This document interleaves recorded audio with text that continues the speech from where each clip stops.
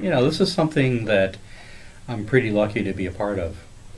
And it was good fortune and circumstance that brought me to the project in the first place. And once I realized where this was going, even though it took a lot of time and a lot of meetings to get there, I knew from the beginning that this project would be exactly what it was. I walk that site now, and it's exactly like we talked about it being.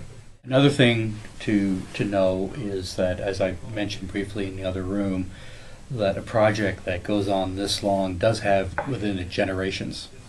So I've always considered myself more or less the second generation of Troy Gardens activists. The first generation are those people like Marge and John Bell would be a part of that, and Marcia and Maury, who are not here.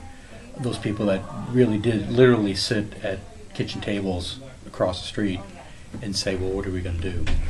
And those are the people that when I came on board, some of them were still on board, and some of them had actually left.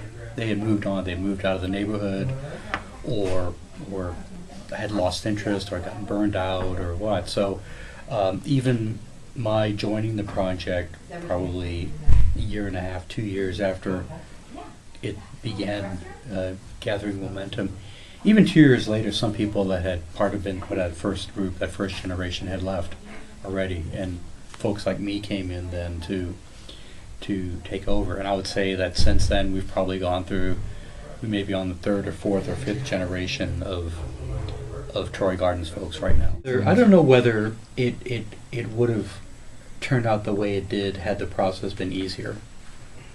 It's almost like if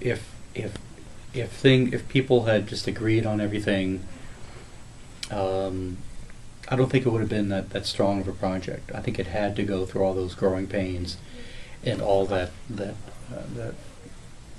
tension that I referred to between the land trusts and who was actually going to control this land.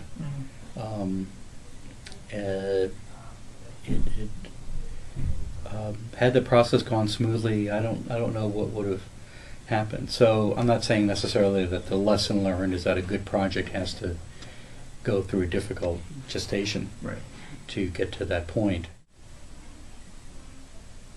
I don't think it's necessarily one moment. I think it's a lot of little moments. It was everything from Marge doing these really tense meetings. Marge with her, well, it's not an always sunny personality. Sometimes she would get really, kind of discouraged about the way things are going. But all the times that Marge tried to pick up the tone of the meetings by, bringing cookies in or something like that. I remember Saul Levin and one of these university people, my mentor, Jerry Kaufman, who were these two old Jewish guys who knew each other back when Saul was working for the city, so they go back a long way. And watching Jerry and Saul just interact as two guys who'd seen a lot and done a lot, and just the way the two of them interacted was really great. I do remember going to that joint finance meeting where the decision was made, and not knowing whether to be confident or pessimistic about what would actually happen. I think, deep down, I think we knew we were going to get it, but I knew enough about politics to know that nothing is sure, right?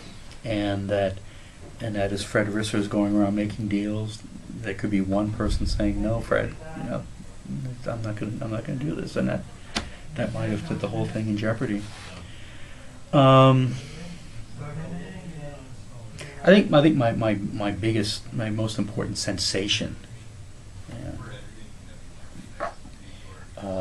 was the first time I walked the land after the housing had been, the first phase of the housing had been built to a point where you actually saw roof lines and things off on the horizon there.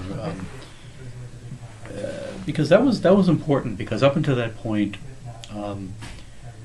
Troy Gardens had always been seen as a natural area, as green space, and it was Saul's doggedness that convinced the community that you have to have housing here.